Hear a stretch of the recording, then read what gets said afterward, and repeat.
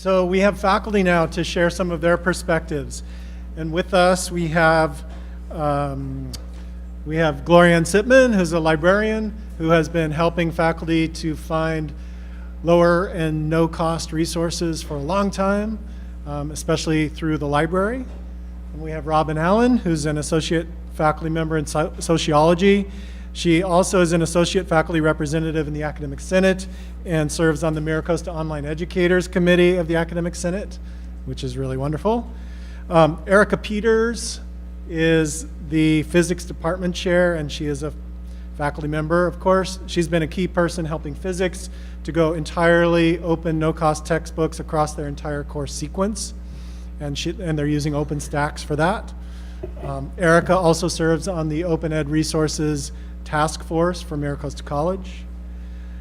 Tao Ha, who I skipped over, I don't know why. She's sociology faculty and department chair. She's also been using OpenStax for some time, 6 semesters I heard today, and has been leading her department into greater adoption of open ed resources, and also has been championing the creation of a zero textbook cost degree in sociology here at MiraCosta. She also serves on the OER ZTC task force. And Jade Hidla, who is a letters faculty member. Letters can be a challenging department to find open and free resources, but she is doing her best, which is amazing. It can be a challenge, as Tao can and probably will attest to create a zero textbook cost degree, because that requires that some of those required classes in disciplines that don't necessarily have great open resources might be difficult to add into that degree, but Jade is helping us with that in the letters area, which is wonderful. And then online we have Laura Pashorik. She's up here on the screen.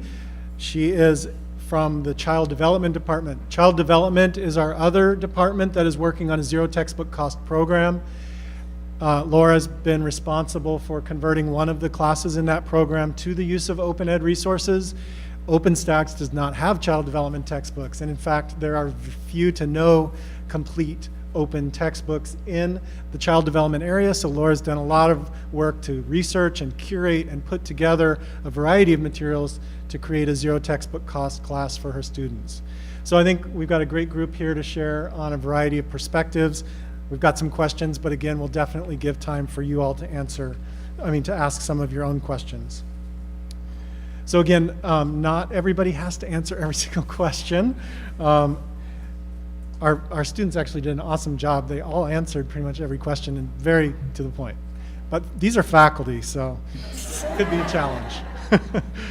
Okay, so first question is, what advantages have you found to using OER or other low or no cost materials in your classes? So we'll start with the good. What are the advantages? All right, I'll start. Number one, academic freedom.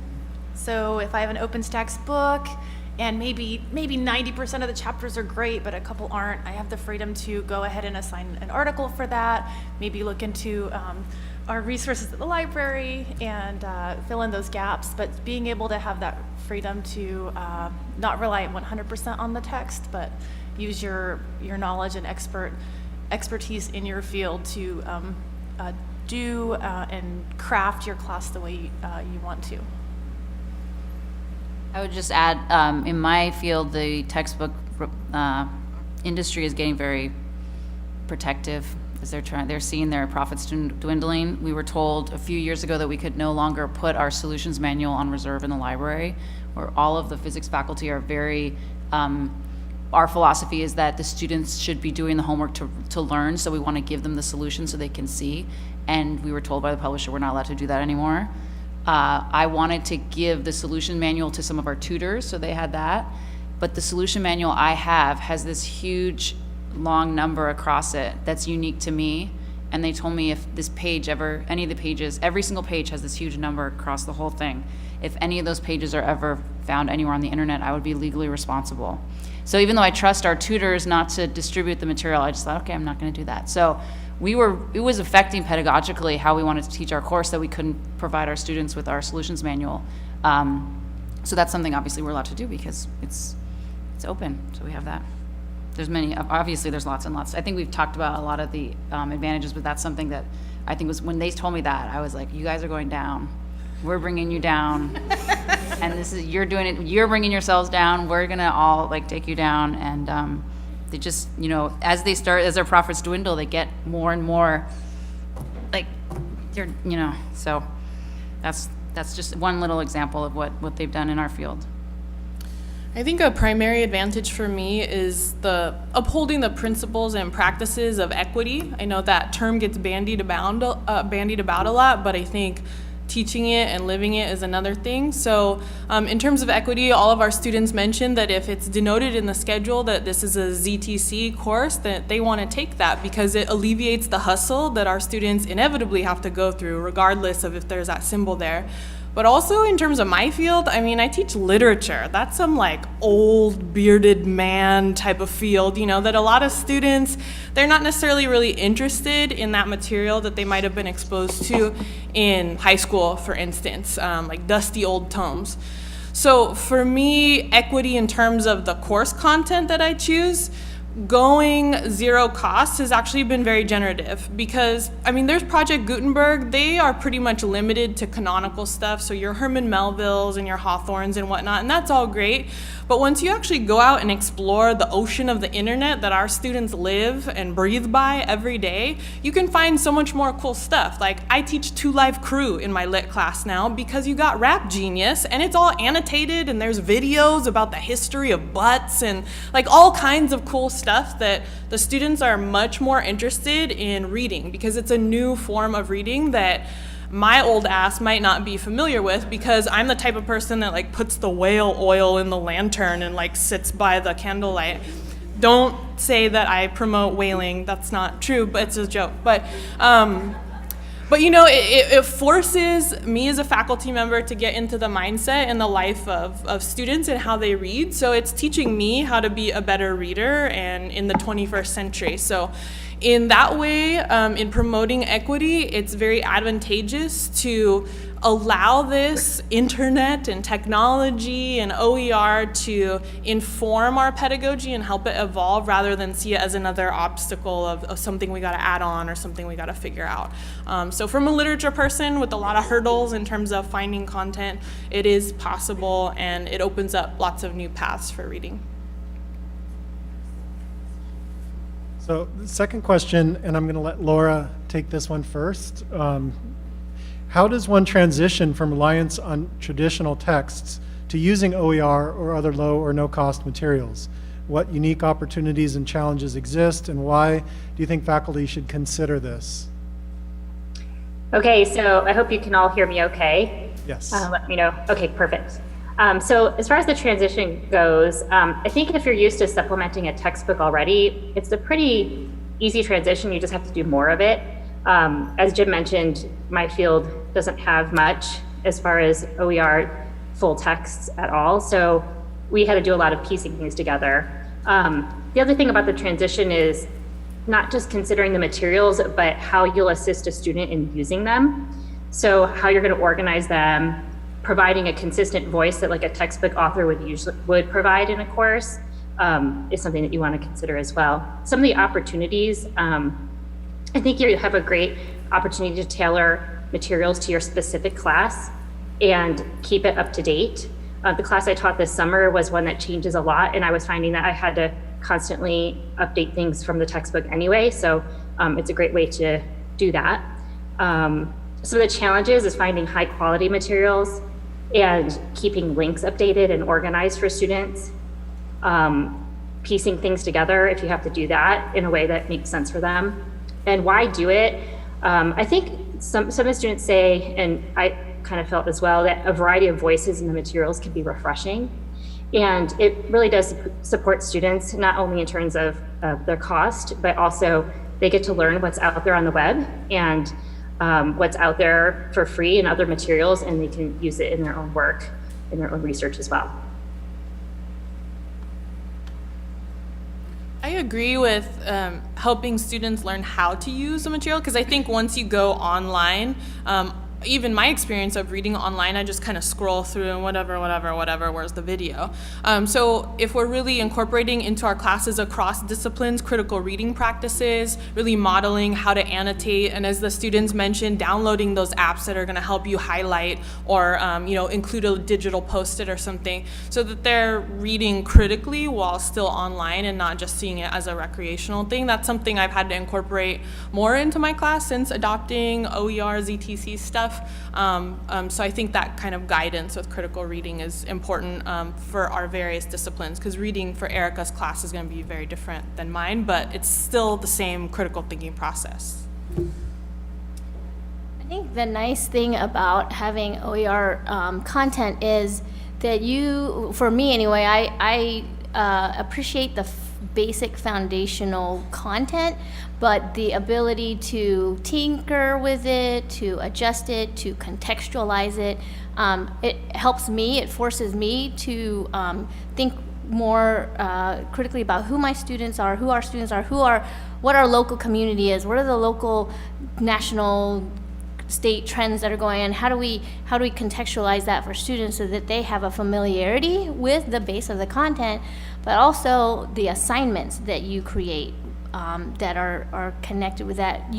I've had an opportunity to make it more flexible so that students can be creative with how they write their assignments. It's not, and this is because sociology is a much more broad field, but giving students an opportunity to say, well, what are your particular interests, or what topics are you most passionate about, and how can we create assignments around that are not so tied down to content that can't be arranged and can't be flexible with. So the actual work that students do, they feel more purpose because they have things that they're reading that they feel are contextualized for them.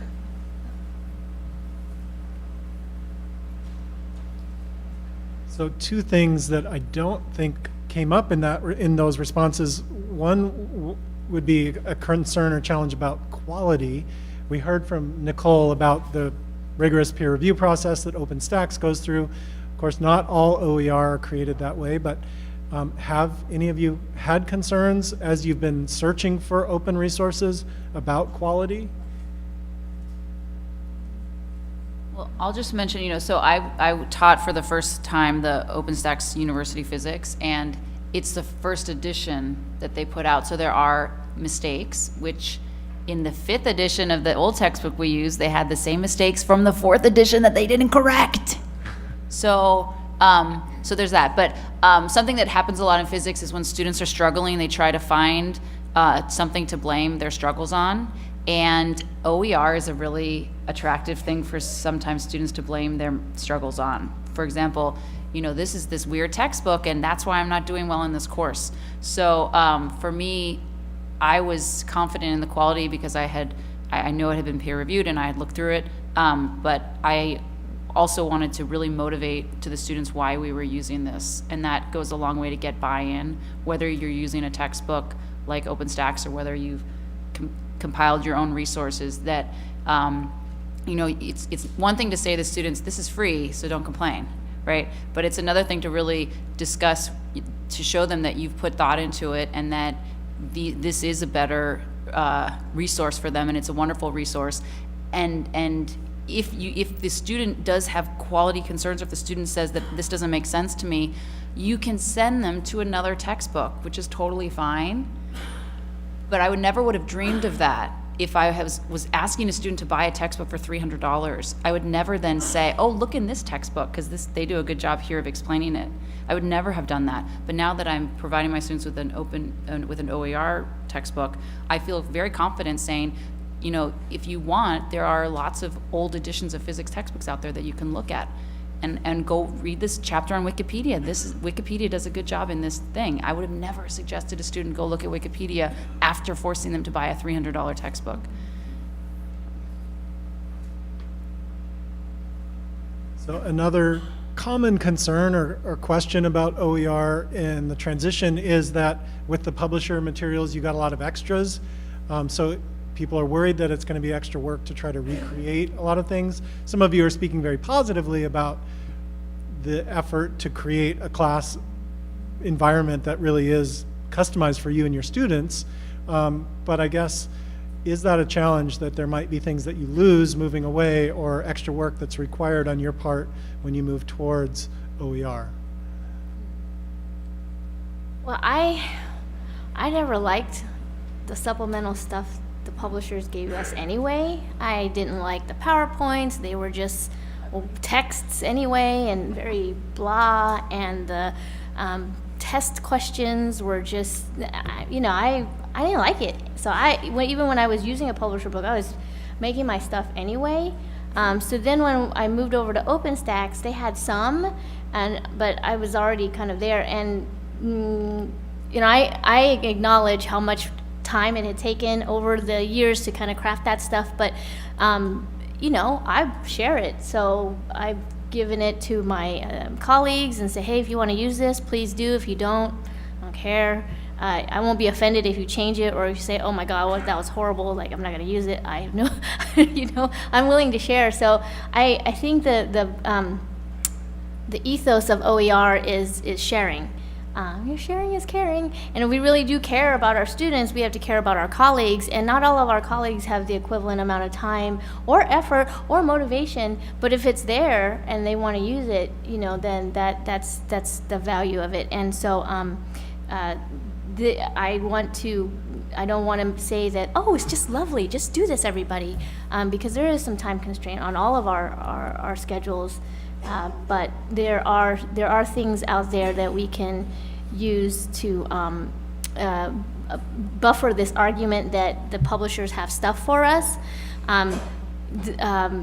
The one thing I really don't like about the publishers is when they come and they pitch you a price for a book, but then they don't tell you that there's the added price for the access code to do the homework, or the access code for this, or the supplemental for that, and then it starts to add up. And so I'm like, well, I guess if we want those things, they're rolling it up into the price of the cost anyway. So.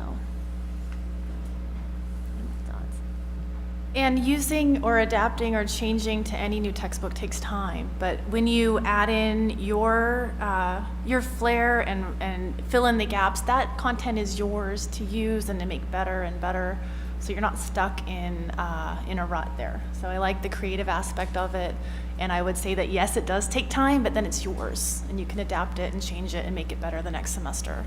Yeah, and I want to add one more about if you teach online, it's awesome because like the video you showed us, Nicole, like if I want to record a lecture and I want to read along, so that's one other thing that Jade mentioned is we are experts in reading in our disciplines, but our students are not. So a lot of things that I do is go over how to read a sociology journal. What are the pieces of it, and how do you go through, what is the exercise that you have to think differently if you were going to read instead of a piece of literature, and I can't put that on a YouTube video that I record and lecture if it's a copyrighted book or a copyrighted textbook. But if it's OER, I have the content right there. It's the screen that students see. I read, and hopefully they're reading along, and I can totally do that on the fly at any given moment. So teaching online, that's great because you you have that access. I want to add one more thing. A big consideration I had when we were deciding, or when I was, because I kind of decided to switch, was the time effort that would be forced on our associate faculty, because I'm making this choice that then affects all of our associates, that they're all going to have to put in all this extra time. So that was something I struggled with. And I spoke with one of my colleagues about it, who teaches at 4 different schools, physics, with 4 different textbooks. And those 4 different textbooks are all copyrighted. So he, in his lectures, has a choice. He can either redo his lecture every time he goes to a new school with a new textbook, using that textbook's figures and graphs and homework problems, or he can have his lecture be more generic and it doesn't include anything from any of the textbooks. And that's what he does, because that's just easier. And the OpenStax has given him a resource where he can use figures, example problems, graphs, all that kind of stuff that he can use at any school, regardless of which textbook they're using, and he's not infringing on copyright at all. So that kind of made me feel better about forcing extra work on people, because I know that it is something they can use anywhere, and when the textbook publisher, if they come out with a new edition and change all the homework problems, we don't have to do that anymore, because the homework problems aren't going to be changed just for the sole sake of, I'm not kidding, this is what happens in physics. They come out with a new edition, and the only difference is they've reordered the homework problems. That's the only, when they change some of the numbers in the homework problems, and that's it. And that's, every 2 or 3 years they do that, and all of faculty would have to redo all of their homework assignments because of that, and now we don't have to do that anymore. So it's an upfront thing, but I think associate faculty can see a benefit if they're teaching at different schools that have different textbooks. So you all have hinted at or spoken directly to how using these kinds of materials has changed the way you teach, or maybe helped you be more fully teaching the way you want to teach. But I want to give you a chance to maybe speak even more directly to that, how using these materials has affected your teaching. And I want to give Laura the first opportunity to respond to this one. Okay, thank you. So it's changed the way I teach, yes and no. Yes, in that now more like my lectures, I guess you'd say, are designed around helping students see how the materials can work together and be used in a cohesive way, because I might need to use a few things to convey one, piece of information.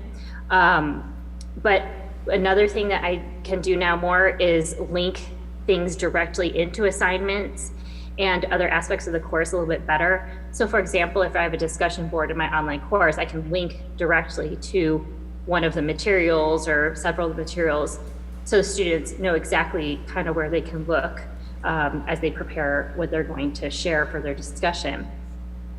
And I also need to consider how I organize the materials. And there's a lot of technical things behind this, but I used a Google site this summer. I didn't like how that was. It was very cumbersome to update. So I'm using like a master Google Doc now. So everything's in one place, but then I link with headings into the syllabus so they can just go right to that particular section of readings each week. So that's something else that it's kind of changed the way I teach. I have to be a little bit more thoughtful about how to get them through it. But also, I think, in other ways, not really. I've always used discussions as a way to interpret and make the material useful and apply it. And so it's still just the same thing but like I said, some of the ways that I can get them to use the materials is a little bit different because it's online and I can provide a link, and it can make it actually, I think, a little easier for them to find things as they work through the course.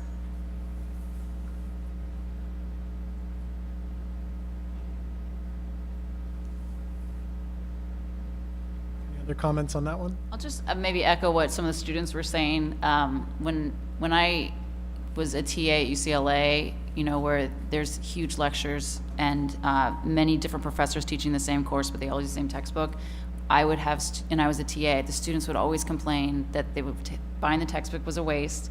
The professor never used it. Why do we buy it? Why do we buy it? So when I was starting here, I'm like, I don't want my students to feel like they're wasting their money. So I felt like I had to do it exactly the way the textbook did, and I had to use the same figures, and I had to, even if I didn't like the figure, I'm like, well, they paid for this textbook, so I'm going to use that figure. And it's just very liberating to not be feeling like you have to justify why someone spent $300 on your course. You can just do the way you want to do it, and it does take more time in the beginning, but it's liberating because you don't, there's not this weight of money that the students have already spent on this stack of pages that then you have to spend the whole semester justifying this $300 of pages. So for me, it's been liberating to not do that. I wholeheartedly agree. One of the things that we hear from our students is as a positive attribute of a teacher is, oh, they were so passionate, they were so enthusiastic about what they were teaching. And if you are tied to whatever is the content in your textbook, and that's not your area, or that's just not your thing, or that's something you got to brush up on, or it makes it very hard for you to be really enthusiastic about it. So the opportunity to have OER or flexible material is so that you can craft it to the things that you're interested in. And if, as a sociologist, if I'm an activist in a certain area, I can speak to those areas with a little bit more pep in my step. And so it hasn't changed the way I teach. It just has allowed me to be more connected to who I am and share that with my students. And just to build off that, I know I mentioned the critical reading stuff earlier, that's a skill, but I think one of the more important things that I teach, especially in my discipline, but I think this applies to all of our disciplines, is that education is really about empathy and understanding. And one of the ways that we demonstrate that as activists, as scholars, as educators on a daily basis is showing compassion for our students' situations. I teach Asian Pacific Islander literature. A lot of my students are fresh out of jail or are homeless, and can't afford these things. So if I'm showing them, hey, I took the steps prior to the semester to ensure that you have access to this material regardless of where you're going tonight to go home, then they know that I'm on their side and that this is not just a BS class where I'm asking them to jump through hoops, but it's really about something bigger. And even trying to find text by Asian Pacific Islander authors, that's a challenge in and of itself, because as I said, Project Gutenberg is very kind of culturally myopic in terms of the writers and texts they offer. But I've had to be a little bit more creative in going to the small publishers myself and asking them, what can you make available to my students? And that's often put me in touch with the authors who have Skyped into my class. And so that's showing the students now who are first-generation college students who might not feel like they belong here quite yet, that's showing them that someone in their community has made it. And for me, that's something that enhances my teaching beyond whatever textbook could do. Right, thank you. I know we're getting close to time. I want to give Glorianne a chance to speak, and I think there's a general question that I'll give Glorianne the first crack at, but that is, you all have found things that you like. You may still be searching, but what experience would you share or wisdom would you share with folks that really haven't maybe done a lot of looking around at the OER world? Like, where do you start? What's the most efficient way to even try to connect with resources that might be relevant for your class? So let's start with Glorianne, because she can speak not only to OER, but also resources that the library may have licenses for. So they're not openly licensed, but our institution has paid for them, which then people like Glorianne with the expertise can help facilitate the connection of your students to those works as well. Thanks. The library is not OER. That's always why when I come up here, I'm like, well, we're not really OER. But we can certainly help with zero cost. And if not quite zero cost, we can certainly help with lower cost. The district spends an enormous amount of money every year licensing online materials, as well as buying print resources and hard copies of DVDs. We have so much available. I will give a plug that tomorrow morning the library is going to have a workshop both at Oceanside and Santa Elijo specifically geared towards helping faculty look at our databases. It's a drop-in, just come when it works. It's going to be between 9 and 11. 1201 here at Oceanside. Santa Elijo, I think it's going to be in 107. It can be, we almost have so much, it's frustrating, because the librarians, we know we have stuff in there that would work for your classes, but we're not the discipline experts you are. So we can kind of show you the general areas, the databases, make recommendations on where you can look, and then we can work together to figure out what you can use and incorporate in your classes. Several of the students mentioned the library reserves, so I do want to put a plug in for that, and always see if you can make sure your textbooks on reserve. If you can't get a copy from the publisher, let me know, talk to me. We can see what the library can do in that regard in getting one.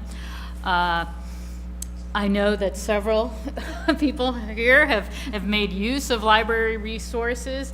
I try to go through the textbook lists when I get them and find out what does the library already have in the collection. Well, I'll take it and put it on reserve proactively for you. I'll also find out if we can get that book as an ebook, and if we can, I will go get it. But I can't always make it through every single item on the textbook. So always feel free to email me or any of the librarians and just say, hey, is there a way we can get access to this book or an article? A lot of people I know will link out to like the New York Times website, LA Times or whatever, but they don't necessarily leave open content up there forever. Well, the library subscribes to all those newspapers on our databases. So you still have access to those articles even after maybe they hit the paywall on their website. So we just need to know, and we can tell you how to get that article and incorporate those into your classes. We're almost at time, so I along those lines, I just want to put in a plug. I heard a faculty member talking about the reader that they assembled for their class. They didn't know that New York Times could be available for free, and the copyright clearance was like multiple dollars per student for one New York Times article that was going into a reader. So that's just one example of where, wow, a little knowledge and we could save that kind of money. And so speaking of readers, I wanted to give Laura a chance to share her experiences with developing resources for a class where there wasn't a standalone monolithic text, and she's had to put together multiple resources, and they're online, they're digital, but then the question is, what if students want a print version of that? So I just wanted, for those of you that are in disciplines where that might be your experience, putting together open resources and creating some sort of reader, I wanted Laura to be able to share some about that. Okay, so this summer I used a paper reader, and here's some things to consider if you're going to do that.